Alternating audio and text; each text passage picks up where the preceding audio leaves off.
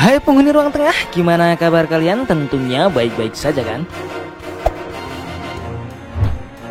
Di masa peradaban kuno, khususnya peradaban Mesopotamia dan Mediterania pada era 3000 hingga jatuhnya Roma pada 476 Masehi, digelar berbagai kegiatan olahraga ekstrim.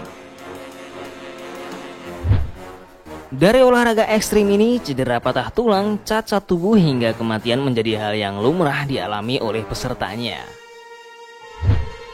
Saking berbahayanya, beberapa olahraga tersebut saat ini sudah tak terlihat lagi di masa modern ini.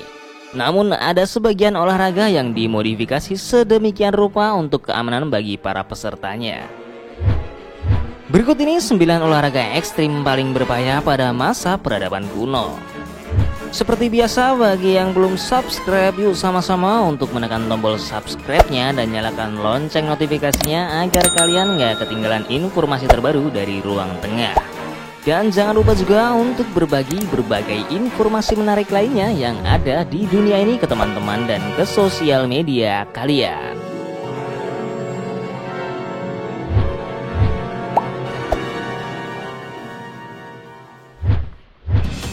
Pancang tenda.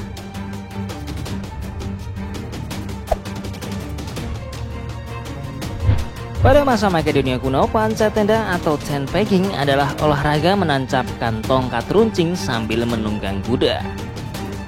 Peserta akan melepaskan pasak dari tanah menggunakan tongkat atau tombak saat kuda berlari dengan kecepatan penuh. Olahraga ini merupakan keterampilan bagi seorang pejuang Makedonia yang hidup di abad keempat sebelum Masehi. Olahraga ini masih dipertandingkan di beberapa negara, khususnya Pakistan. Menurut pemain olahraga pancang tendang di Pakistan saat ini, mereka seringkali mengalami patah tangan atau kaki dan beberapa di antaranya meninggal. Tinju.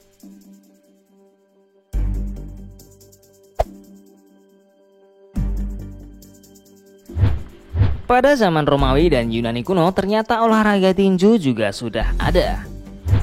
Lain halnya di Amerika pada tahun 1950-an, tinju adalah olahraga brutal. Tetapi setidaknya pertarungan mematikan di tahun 50-an ini memiliki kelas dan persyaratan tersendiri.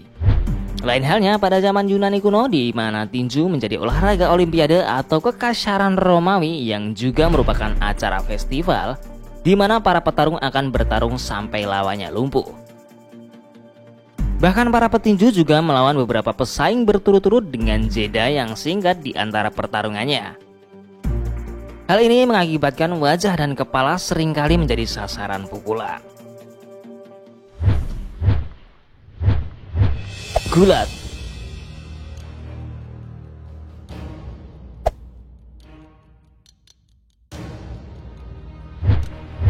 Gulat pada masa Yunani kuno tidak memiliki batasan waktu atau persyaratan spesifikasi berat badan.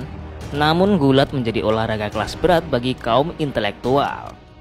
Filsuf ikonik Socrates dan Plato pernah terlibat dalam olahraga ini. Faktanya Plato adalah nama panggilan gulat karena ia memiliki bahu yang lebar, di mana nama asli Plato adalah Aristokles. Seperti yang diamati oleh buku Sport in Ancient Times, atlet tidak akan diproses secara hukum jika mereka membunuh lawannya di tengah kompetisi. Dan ada satu atlet gulat yang dikenal sebagai Mr. Fingertips. Ia mengalahkan lawannya dengan mematahkan jari lawannya, yang kini taktik tersebut kemudian dilarang. Polo.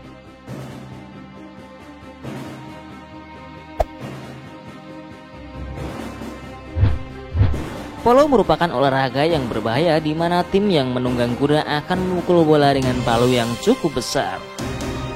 Olahraga polo ini berasal dari Persia sekitar 2500 tahun yang lalu dan digunakan untuk melatih pasukan kavaleri.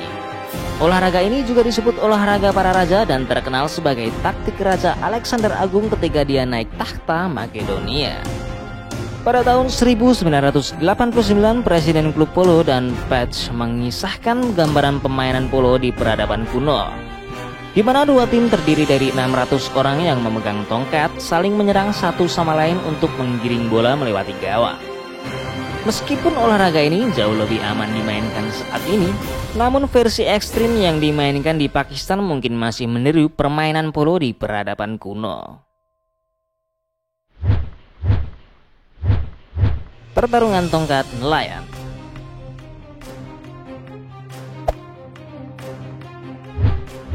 Pada peradaban Mesir kuno, olahraga pertarungan tongkat ini dijadikan sebagai pertahanan dari perlatihan tempur. Pertarungan ini juga menjadi ajang kompetitif mematikan bagi para nelayan. Sesuai dengan namanya, tombak ini digunakan untuk menjatuhkan lawan ke sungai Nil yang dipenuhi buaya. Di sisi lain, buaya dianggap suci di Mesir kuno, sehingga mereka yang jatuh ke sungai dan dimakan buaya dianggap mendapatkan kehormatan. Selain buaya, ternyata ada juga kuda Nil raksasa yang hidup di sungai dan terkenal karena sering membalikan perahu nelayan. Lebih parahnya lagi, tidak semua nelayan bisa berenang. Pankration.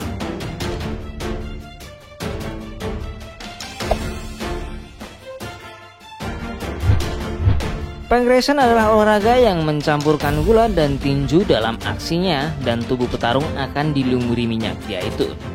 Olahraga ini tentunya adalah olahraga yang sangat ekstrim. Leher dan jari pemain bisa patah, beberapa di antaranya mati tercekik oleh lawannya.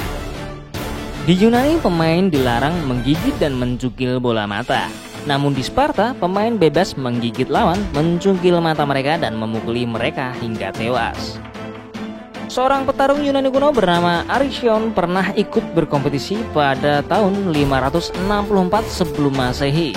Ia bersaing memperebutkan mahkota Pankration, namun kompetitor menjebak Aristion dalam shock holding.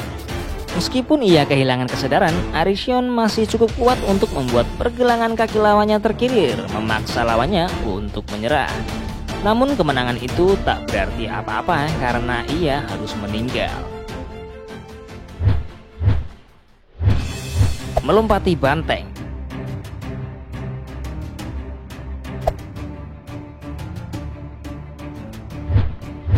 Pada masa peradaban Minoan di Pulau Kreta selama zaman perunggu, ada sebuah kompetisi melompati banteng. Pelompat akan melompati banteng yang sedang mengamuk dengan memegang tanduk banteng tersebut. Pulau Kreta menjadi tempat kelahiran peradaban Minoan yang runtuh secara misterius sekitar abad ke-15 sebelum Masehi.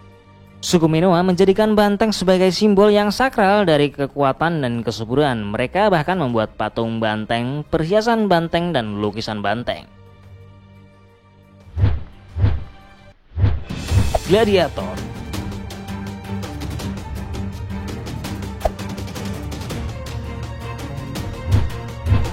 Sirkus Maximus yang mirip seperti Colosseum adalah arena Romawi kuno di mana para pejuang bersenjata akan bertarung melawan hewan buas satu sama lain sebagai ajang hiburan massa. Pada abad pertama Masehi, seorang gladiator mungkin memiliki peluang 1 dari 10 dalam keadaan sudah tak bernyawa. Alastair Balanchar, seorang profesor sejarah klasik dan kuno di Universitas Queensland, berpendapat bahwa olahraga tersebut lebih mirip seperti terpidana mati karena kebanyakan gladiator adalah tahanan perang atau penjahat.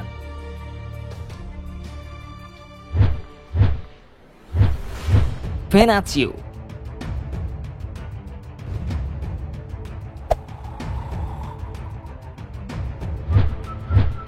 Venatio adalah olahraga yang melibatkan singa, harimau, beruang, macan tutul, gajah, banteng, dan bahkan anjing.